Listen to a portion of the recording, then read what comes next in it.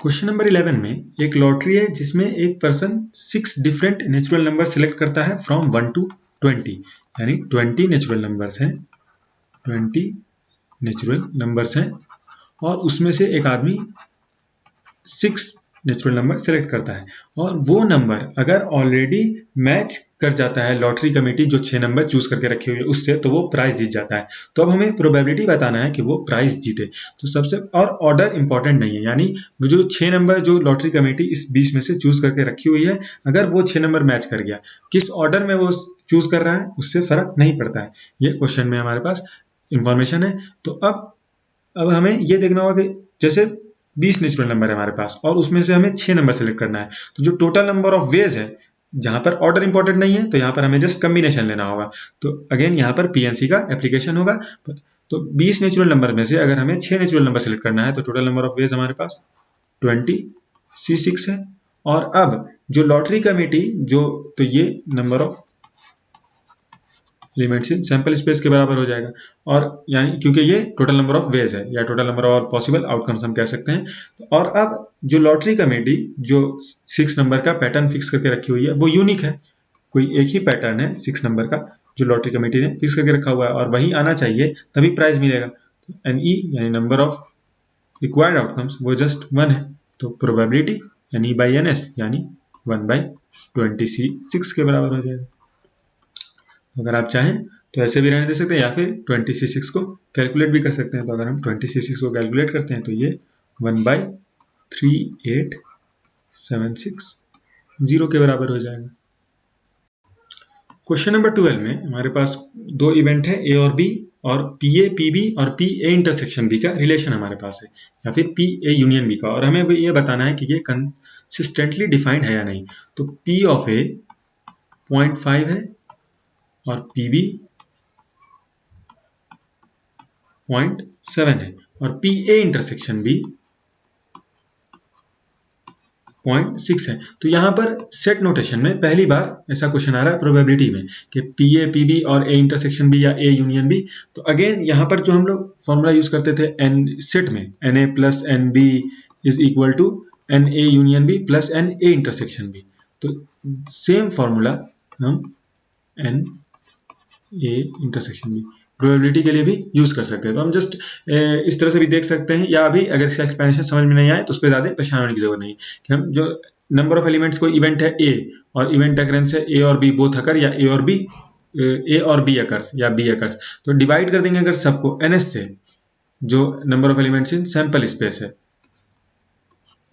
तो ये इक्वेशन पे कोई फर्क नहीं पड़ेगा और जस्ट यही वो प्रोबेबिलिटी का रिलेशन है जो हम यूज करेंगे।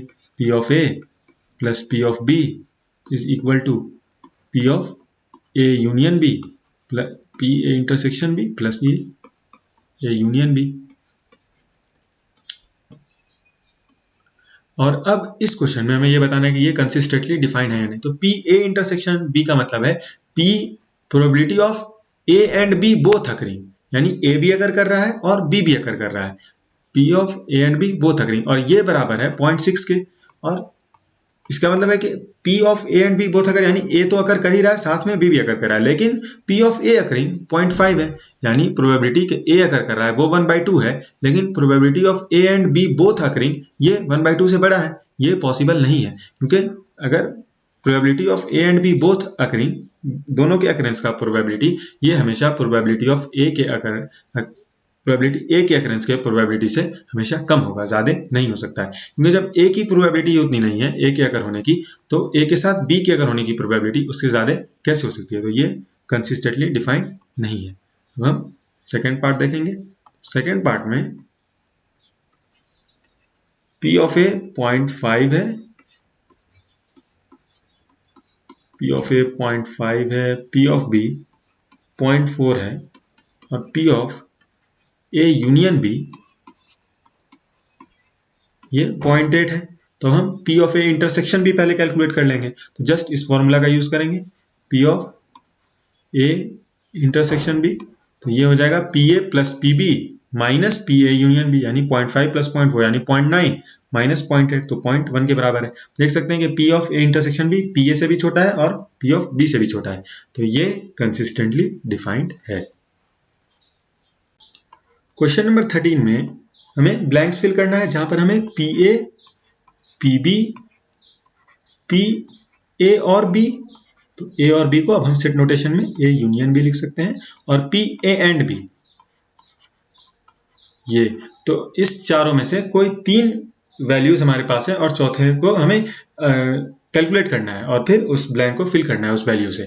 तो जो फॉर्मूला हम यूज करेंगे, अभी हमने जस्ट पिछले क्वेश्चन में जो प्रूफ किया कि P A plus P B ये बराबर हो जाएगा पी ए और B plus P A and B के। तो जस्ट हमने जो सेट में जो फॉर्मूला यूज करते थे, N of A plus N of B is equal to N A union B plus N A intersection B, just उसकी मदद से ये प्रूफ किया कि P of A plus P B भी पी ए और B plus P A and B के बराबर होगा। और अब इस फॉर्मूला को यूज करके हम यहाँ पर ब्लैंक्स फिल करेंगे या इस तरह के और क्वेश्चन करेंगे। तो यहाँ पर इस नोटेशन से अब आपको कोई परेशानी नहीं होनी चाहिए। पी ऑफ ए मतलब probability such that A occurs, P of B मतलब probability of occurrence of B या बी अकर्स, कोई इवेंट है बी और ए और बी अकर्स, तो उसकी प्रोबेबिलिटी को हम ए यूनियन बी से डिनोट करेंगे, और बोथ अकर्स साइमल्टेनियसली यानी दोनों का अकरेंस जरूरी है पी ए एंड बी, तो उसे हम ए इंटरसेक्शन बी से डिनोट करेंगे। तो अब जो फर्स्ट पार्ट है इसमें पी ए हमें पता है 1/3 है, पी बी 1/5 है, तो जस्ट हम फॉर्मूला में वैल्यू पुट करेंगे, और पी ए इंटरसेक्शन बी, ये पी ए इंटरसेक्शन बी ये 1/15 है, और हमें इस क्वेश्चन में फाइंड आउट करना है पी ए और बी। तो पी ए और बी हम देख सकते हैं, पी ए और बी अगर हमें कैलकुलेट करना है तो हम देख सकते हैं वो 1/3 प्लस 1/5 माइनस 1/15 यानी 5/15 प्लस 3/15 8/15, आप इसे कैलकुलेट कर सकते हैं, ये 7/15 के बराबर हो जाएगा। और इसी तरह अब हम सेकेंड पार्ट में प्रोसीड करेंगे। सेकेंड पार्ट में हमें पी ए पता है, पी ए है 0.35, पी बी का वैल्यू यहाँ पर हमें नहीं पता है और ये हमें कैलकुलेट करना है यहाँ पर पी बी, और पी ए एंड बी है, यहाँ पे पहले पी ए और बी है 0.6 और पी ए एंड बी का वैल्यू है 0.25, तो हम पी बी यहाँ पर आसानी से कैलकुलेट कर सकते हैं, ये हो जाएगा 0.85 माइनस 0.35 यानी 0.5 के बराबर। और इसी तरह हम इस क्वेश्चन के लास्ट पार्ट यानी थर्ड पार्ट में प्रोसीड करेंगे। थर्ड पार्ट में पी ए का वैल्यू है 0.5, पी बी का वैल्यू है 0.35 और यहाँ पर हमें पी ए और बी का वैल्यू है नहीं पता है, पी ए एंड बी का वैल्यू नहीं पता है, यानी पी ए एंड बी को हम ऐसे ही रहने देंगे, अभी हमें इसे कैलकुलेट करना है इसका वैल्यू, और पी ए और बी का वैल्यू है 0.7, तो हम अब आसानी से P A and B calculate कर सकते हैं, ये हो जाएगा 0.85 माइनस 0.7 यानी 0.15 के बराबर। क्वेश्चन नंबर 14 में हमें पी ए का वैल्यू पता है 3/5, पी बी का वैल्यू है 1/5 और हमें कैलकुलेट करना है पी ए और बी, तो ए और बी भी लिख सकते हैं जिस तरह क्वेश्चन में लिखा हुआ है, या फिर हम उसे पी ए यूनियन बी के साइन से भी डिनोट कर सकते हैं। और अब जो हमारे पास फॉर्मूला है, जो फॉर्मूला हम जानते हैं वो है P A plus P B is equal to P A और B plus P A and B. अब हमें यहाँ पर कैलकुलेट करना है पी ए और बी, हमें पी ए और पी बी का वैल्यू पता है, लेकिन हमें यहाँ पर दो अननोन है, लेकिन पी ए एंड बी का वैल्यू हमें भले ही नहीं पता हो, लेकिन उसे कैलकुलेट करने के लिए इन्फॉर्मेशन हमारे पास है क्वेश्चन में कि ए और बी म्यूचुअली एक्सक्लूसिव इवेंट है। तो म्यूचुअली एक्सक्लूसिव इवेंट के लिए जानते हैं, अगर ए और बी म्यूचुअली एक्सक्लूसिव है तो हम जानते हैं कि ए इंटरसेक्शन बी ये नल सेट होगा, और अगर A intersection B null set है यानी उसमें कोई एलिमेंट नहीं है, तो probability of occurrence of A and B ये 0 के बराबर होगा। तो अब हम इस वैल्यू को अगर इसमें पुट करें तो पी ए और बी कैलकुलेट कर सकते हैं, तो पी ए और बी हो जाएगा P A plus P B, क्योंकि ये 0 के बराबर है, तो पी ए और B 3/5 plus 1/5 is equal to 4/5 के बराबर हो जाएगा। क्वेश्चन नंबर 15 में पीई कोई भी इवेंट है ई, उसके अकरेंस की प्रोबेबिलिटी है 1/4, और उसी तरह कोई दूसरा इवेंट है एफ, उसके अकरेंस की प्रोबेबिलिटी है 1/2, और दोनों के साइमल्टेनियस अकरेंस की प्रोबेबिलिटी यानी पी ए एंड एफ, तो हम यहाँ पर क्वेश्चन के ही नोटेशन में बढ़ते हैं, सेट नोटेशन नहीं यूज करते हैं, इज इक्वल टू 1/8। और अब हमें कैलकुलेट करना है पी ई और एफ, जो फर्स्ट पार्ट है उसमें हमें पी ई और एफ कैलकुलेट करना है फर्स्ट पार्ट में, तो हम जानते हैं पीई और F, P E plus P F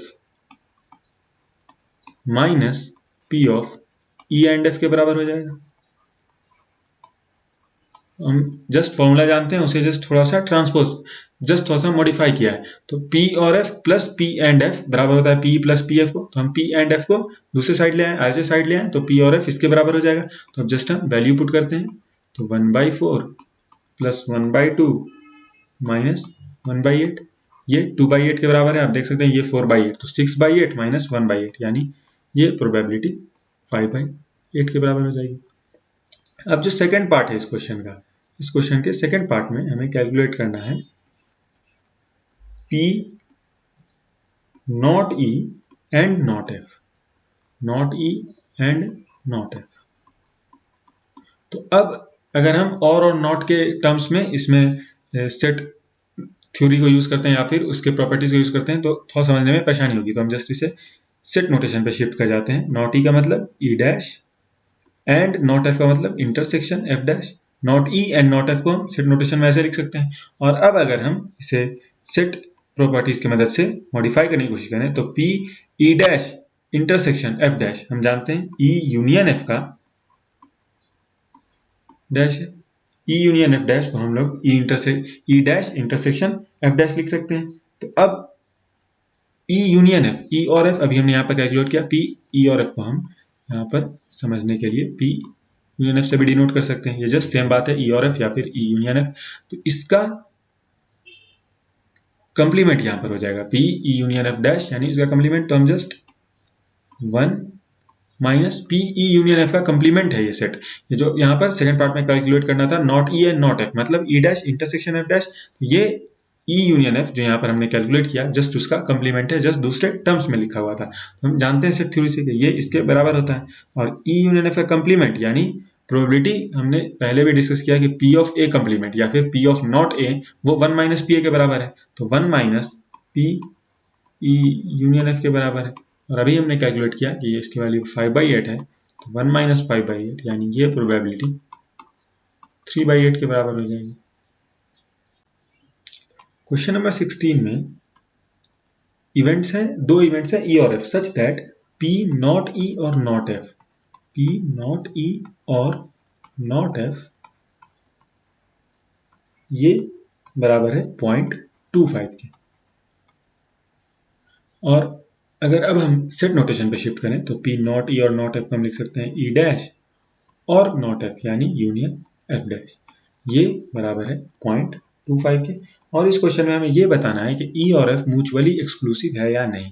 तो अगर ये फाइंड आउट करना है कि E और F म्यूचुअली एक्सक्लूसिव है या नहीं, तो हम just P E intersection F निकालने की कोशिश करेंगे, क्योंकि अगर अभी तक हम देख चुके हैं कि अगर कोई भी दो इवेंट्स E और F म्यूचुअली एक्सक्लूसिव होगा, तो हम पहले भी देखते थे कि अगर दो सेट म्यूचुअली एक्सक्लूसिव है तो वो नल सेट के बराबर होता था, और उसी तरह अगर दो इवेंट म्यूचुअली एक्सक्लूसिव है तो प्रोबेबिलिटी दोनों के अकरेंस की 0 है, क्योंकि जो नंबर ऑफ डिजायर्ड आउटकम्स है, number of E and F both occurring, वो 0 है, क्योंकि E और F म्यूचुअली एक्सक्लूसिव है, वो कभी साथ अकर नहीं कर रहा है। तो ये प्रोबेबिलिटी अगर 0 के बराबर आ जाए, अगर इसे हम थोड़ा सा मॉडिफाई करें और उससे हम यहाँ तक पहुंच जाए इस रिजल्ट तक कि ये प्रोबेबिलिटी 0 के बराबर है, तो E और F म्यूचुअली एक्सक्लूसिव होगा। लेकिन अगर 0 के बराबर नहीं आई है प्रोबेबिलिटी, तो E और F म्यूचुअली एक्सक्लूसिव नहीं होगा। तो अब हम इसे मॉडिफाई करने की कोशिश करते हैं। तो P E dash union F dash by D Morgan's law हम जानते हैं कि P E dash union F dash ये बराबर होता है P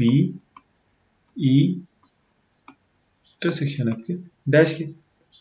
तो यहाँ पर जस्ट हमने डी मॉर्गन्स लॉ अप्लाई किया, जो फर्स्ट डी मॉर्गन्स लॉ पिछले क्वेश्चन में अप्लाई किया था, जस्ट ये दूसरा डी मॉर्गन्स लॉ है कि ई डैश यूनियन एफ डैश ये बराबर है ई इंटरसेक्शन एफ और पूरे का डैश, पूरे का कंप्लीमेंट। तो हम जस्ट पिछले चैप्टर में यानी सेट्स में ये सब चीज डिस्कस कर चुके हैं, तो यहाँ पर जस्ट हम इस रिजल्ट को यूज करेंगे। तो अब ये जो 0.25 है ये बराबर है P of E intersection F के कंप्लीमेंट के। और हम जानते हैं कि कोई भी इवेंट है जैसे पीई के अकरेंस का, अगर प्रोबेबिलिटी पीई है तो plus P of E dash यानी पी नॉट ई ये 1 के बराबर होता है। ये हम पिछले क्वेश्चन में भी एक क्वेश्चन में डिस्कस कर चुके हैं कि एक इवेंट प्लस उसके नहीं होने का अकरेंस वो 1 के बराबर होता है। तो ये अगर हम जरा सा इसमें ट्रांसफॉर्मेशन करें तो इसे हम लिख सकते हैं 0.25, ये P of E intersection F का कंप्लीमेंट है ये इवेंट, तो इसका probability 1 minus P of E intersection F के बराबर होगा। आप देख सकते हैं हम जस्ट इस रिजल्ट का यूज कर रहे हैं। तो PE इंटरसेक्शन F हम इसे LHS में ले आए तो ये 1 माइनस 0.25 यानी 0.75 के बराबर है। तो देख सकते हैं कि ये P of E intersection F 0 के बराबर नहीं है, तो E और F म्यूचुअली एक्सक्लूसिव नहीं है, not mutually exclusive.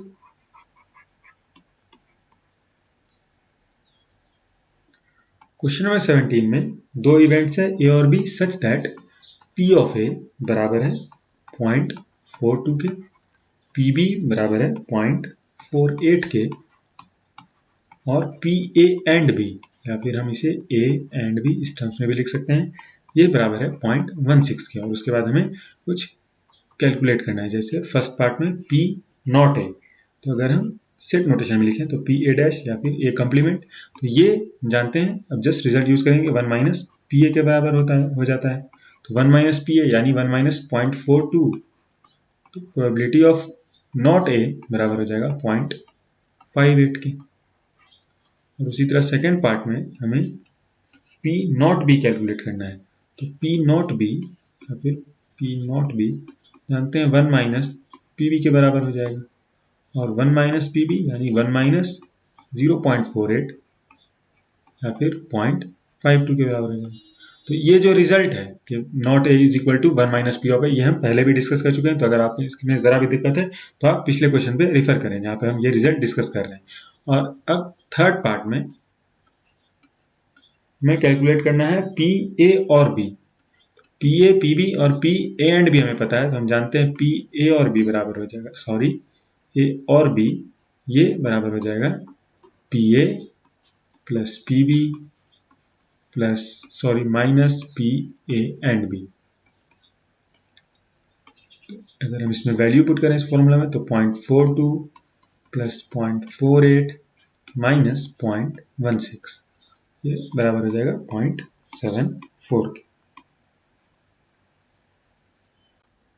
Question number 18 में एक क्लास 11th है एक स्कूल का, जिसमें 40% of the student study mathematics.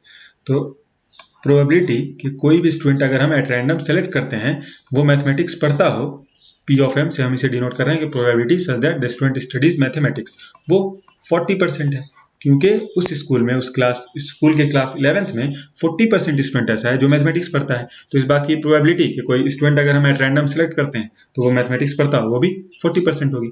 उसी तरह 30% स्टूडेंट्स बायोलॉजी पढ़ते हैं, तो P ऑफ B कि अगर हम कोई स्टूडेंट एट रैंडम सेलेक्ट करते हैं तो वो बायोलॉजी पढ़ता हो, ये 30% है। और 10% स्टूडेंट ऐसे हैं जो बोथ मैथमेटिक्स एंड बायोलॉजी पढ़ते हैं। तो PM एंड B से भी डिनोट कर सकते हैं कि कोई भी एट रैंडम अगर हम कोई स्टूडेंट सेलेक्ट करते हैं तो वो मैथमेटिक्स एंड बायोलॉजी दोनों पढ़ता हो। इस बात की प्रोबेबिलिटी 10% है, क्योंकि 10% स्टूडेंट्स क्लास में ऐसे हैं जो मैथमेटिक्स और बायोलॉजी दोनों पढ़ते हैं। तो अब हमें इस क्वेश्चन में बताना है कि अगर कोई स्टूडेंट एट रैंडम सेलेक्ट करते हैं तो क्या प्रोबेबिलिटी है कि वो मैथमेटिक्स और बायोलॉजी पढ़ता हो, यानी हमें P ऑफ M और B बताना है। तो हमें PM पता है, PB पता है, PM एंड B पता है, और अब हमें PM और B बताना है। यानी अगर हम एक स्टूडेंट एट रैंडम सेलेक्ट कर रहे हैं क्लास से तो क्या प्रोबेबिलिटी है कि वो मैथमेटिक्स या फिर बायोलॉजी पढ़ रहा है। तो हम जस्ट फॉर्मूला का यूज करेंगे, PM और B बराबर हो जाएगा PM plus PB minus PM and B के। और अब अगर हम इस फॉर्मूला में वैल्यू पुट करें तो PM 40% यानी 40/100 प्लस 30% यानी 30/100 माइनस 10% या फिर 10/100, तो 40 प्लस 30 70 माइनस 60/100, तो 60% प्रोबेबिलिटी है, या फिर 60% भी हम लिख सकते हैं, या फिर 0.6 चांस है, 0.6 प्रोबेबिलिटी है कि कोई स्टूडेंट अगर हम एट रैंडम सेलेक्ट कर रहे हैं तो वो मैथमेटिक्स या फिर बायोलॉजी पढ़ रहा है। क्वेश्चन नंबर 19 में एक एंट्रेंस एग्जामिनेशन है जो 2 एग्जामिनेशन के बेस पे ग्रेड हो रहा है। तो प्रोबेबिलिटी, हमें जो इन्फॉर्मेशन इस क्वेश्चन में कि प्रोबेबिलिटी कि एक randomly chosen student first examination पास कर जाता है वो 0.8 है। तो हम इसे डिनोट करते हैं P ऑफ E1 से, यानी ये प्रोबेबिलिटी है कि जो रैंडमली चोजन स्टूडेंट है वो first examination E1 first examination पास कर रहा है, ये 0.8 है। और प्रोबेबिलिटी कि वो सेकंड एग्जामिनेशन पास कर जाता है वो 0.7 है। और प्रोबेबिलिटी कि एटलीस्ट वन ऑफ देम, यानी कोई एक एग्जामिनेशन कोई रैंडमली चूजन स्टूडेंट पास कर रहा है P1 और E2, ये 0.95 के बराबर है। और अब हमें इस क्वेश्चन में बताना है कि what is the probability of passing both मतलब दोनों एग्जाम पास करने की प्रोबेबिलिटी, यानी P of E1 and E2। तो अब P of E1 and E2 हम फॉर्मूला यूज कर सकते हैं, ये बराबर हो जाएगा PE1 plus PE2 minus PE1 और E2 के। और अब अगर हम इस फॉर्मूला में वैल्यू पुट करें तो P ऑफ E1 इस क्वेश्चन में है अवेलेबल कि 0.8 के बराबर है, उसी तरह PE2 भी क्वेश्चन में दिया हुआ है कि 0.7 के बराबर है, और PE1 और E2 0.95 के बराबर है। तो हम देख सकते हैं कि ये वैल्यू हो जाएगी 1.5 माइनस 0.95 यानी 0.55 के। क्वेश्चन नंबर 20 में प्रोबेबिलिटी के स्टूडेंट फाइनल एग्जाम पास कर जाता है इंग्लिश और हिंदी दोनों में, वो 0.5 है। तो P ऑफ, अगर हिंदी को हम H से डिनोट करें और इंग्लिश को E से, तो P of H and E Hindi और इंग्लिश दोनों में पास कर रहा है, ये 0.5 है। और प्रोबेबिलिटी ऑफ पासिंग नाइदर, तो नाइदर पास करने का मतलब कि वो दोनों में फेल कर रहा है, यानी not H and not E, वो दोनों में फेल कर रहा है, यानी not H and not E। तो जस्ट जो इंफॉर्मेशन हमारे पास सेंटेंस में है या स्टेटमेंट में है उसे हम सेट नोटेशन में यहाँ पर ट्रांसफॉर्म कर रहे हैं, या फिर PH एंड नॉट E।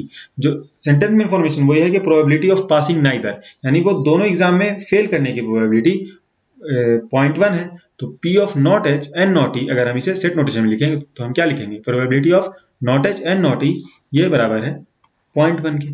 तो अब अगर हम इस दोनों, और जो तीसरा इंफॉर्मेशन है कि probability of passing the English examination, यानी P ऑफ पासिंग इंग्लिश ये 0.75 है। और हमें बताना है probability of passing the Hindi examination P of H।